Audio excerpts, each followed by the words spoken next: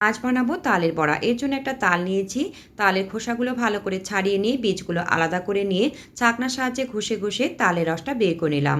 এখন একটা কাপড়ের মধ্যে তালের রসটা দিয়ে ভালো করে বেঁধে ঝুলিয়ে রাখবো যাতে তেতো জলটা বেরিয়ে যায়।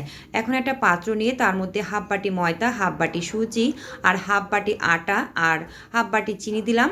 তার সাথে অল্প জল দিয়ে আমি একটু মিশিয়ে নিলাম। এবারে কাপড়টা খুলে 2 হাতা তালের রস আমি এর মধ্যে ভালো করে মিশিয়ে নিলাম। আমাদের বড়ার জন্য মিশ্রণটা রেডি। এখন গ্যাসে কড়া বসিয়ে সাদা তেল দিয়ে তেলটা ভালো করে গরম করে নিয়ে অল্প অল্প করে মিশ্রণটি থেকে বড়ার আকারে তেলের মধ্যে দিয়ে দিলাম। এবার গ্যাসের ফ্লেমটা একদম মিডিয়াম রেখে উল্টে পাল্টে ভালো করে লাল লাল করে বড়াগুলোকে ভেজে তুলে নিতে হবে।